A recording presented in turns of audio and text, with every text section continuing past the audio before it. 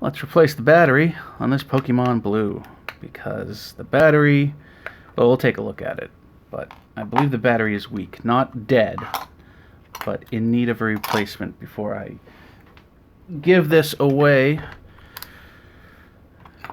And I want to make sure that whoever receives this will be able to play it for years to come. Yeah, 3 volts. So this is initially, or was initially, a 3.3 volt battery. It's now at 3 volts. This thing probably could still work for a few more years, but I'm going to just swap it out now. It's going to make life less complicated. You know, I don't have to worry about somebody contacting me later on and being like, hey, you sold me a dead Game Boy Blue. What the heck? Or Pokemon Blue. Okay, so how do we change the battery? We got 2 tabs on either side there.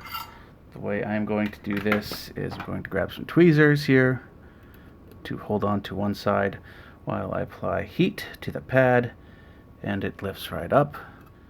I can put the tweezers under the whole battery now, come over to the other side, apply some heat. Oh, hey, come on, there we go. And there's the battery removed. And we can, oop. As I fling it across the room, we can see, sort of, it is a CR2025. And it just so happens that I have a new CR2025.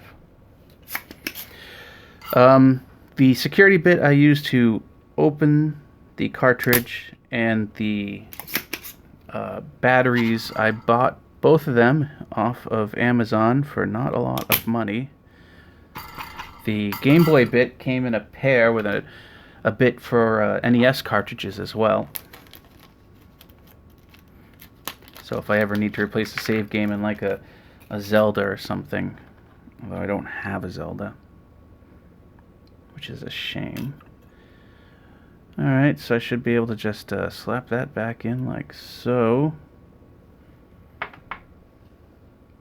You can see here on the PCB, negative over here, positive over here. You can look at the battery. You can see that there's a positive mark on the on this side. So this pin is positive, or tab I should say. It needs to go over here. So it'll go like that with the text facing down. So I will start with, I'll start with this side. Either side, doesn't matter. Just flow a bunch of solder on there. In theory, if it doesn't want to stick, it doesn't want to stick. Makes me look like a fool. Come on, there we go, there we go. Finally, that looks good. Now, how's it lined up on the other side? It's a little off center. That's okay. We can reflow this and recenter it. Not very good to put a lot of heat on the battery. The tabs, especially the top tab here, it has some exposure to air to dissipate some of the heat, but that bottom one, not a lot. So you want to try and be quick. You don't want to fidget too much when you're soldering this thing. In fact, I should probably be using thicker solder, so I'm applying less heat. Or I'm applying heat less of the time because more solder is able to flow. But in any case, that should do it. That is a battery replacement on a Pokemon Blue. Let's bring in the multimeter to prove that. 3.3 volts. That's good. That will last for another, I don't know, when did this come out? 98?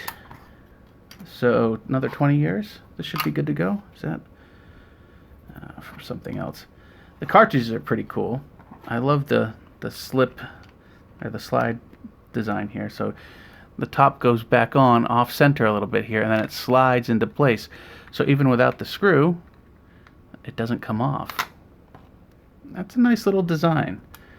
I mean, I don't think Nintendo ever expected anybody to be opening these cartridges, but still, they put a little extra something into the design. Anyways, that's it. That is Pokemon Blue, ready to be played, ready for another 20 years of service.